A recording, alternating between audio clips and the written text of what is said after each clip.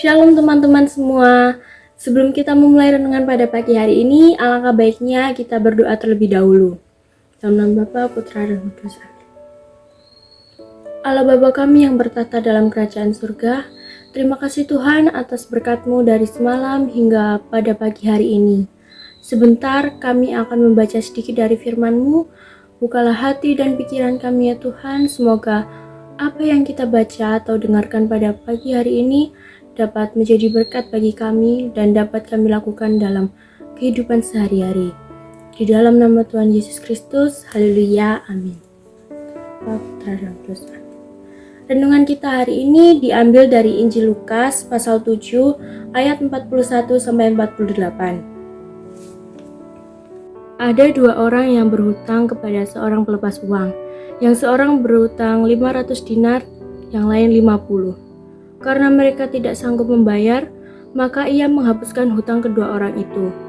Siapakah di antara mereka yang akan terlebih mengasihi dia? Jawab Simon, aku kira dia yang paling banyak dihapuskan hutangnya. Kata Yesus kepadanya, betul pendapatmu itu. Dan sambil berpaling kepada perempuan itu, ia berkata kepada Simon, engkau lihat perempuan ini?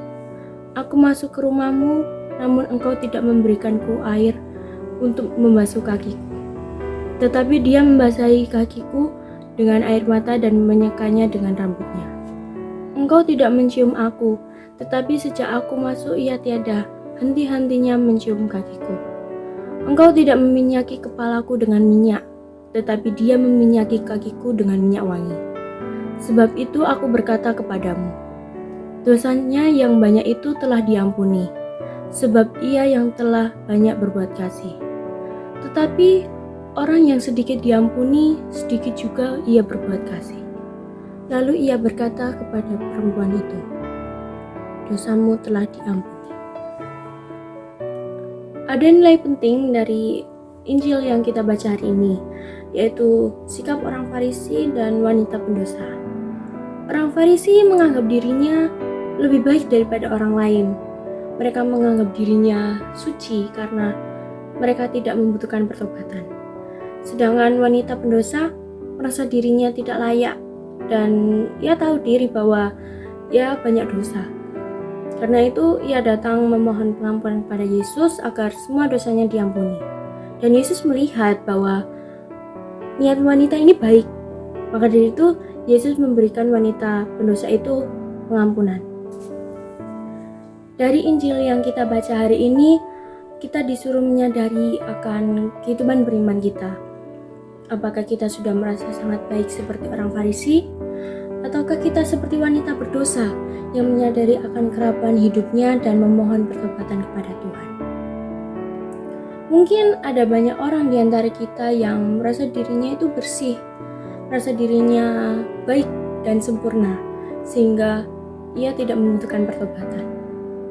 Pada kisah wanita berdosa yang datang kepada Yesus dan minta pertobatan ini hendaknya menjadi sebuah inspirasi yang menggugah hati kita bahwa kita itu bukan manusia sempurna. Kita itu bukan manusia yang tanpa dosa, tanpa kerapuhan. Kita itu manusia yang rapuh dan kita itu butuh banget pertobatan. Karena itu kita butuh sikap rendah hati untuk menyadari akan ketidaklayakan kita, menyadari akan kerapuhan kita dan datang kepada Tuhan untuk memohon pengampunan lewat para imam kita. Jadi kita harus berani membangun sikap pertobatan dengan melakukan pengakuan dosa-dosa kita.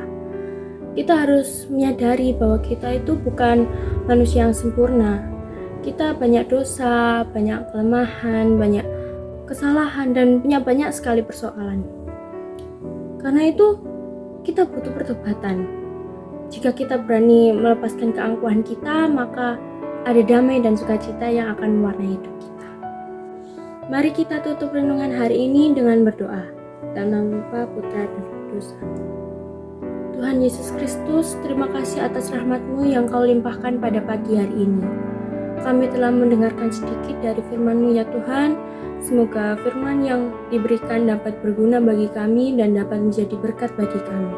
Dan semoga dari firman hari ini kita dapat menyadari akan kerapuhan, kesalahan, dan dosa-dosa kita sehingga kita berani dan mau membangun sikap pertobatan. Terima kasih ya Tuhan, di dalam nama Tuhan Yesus, haleluya, amin. Dengan Bapa, Putra, dan Roh Kudus. Sekian renungan saya pada pagi hari ini. Terima kasih, Tuhan Yesus memberkati.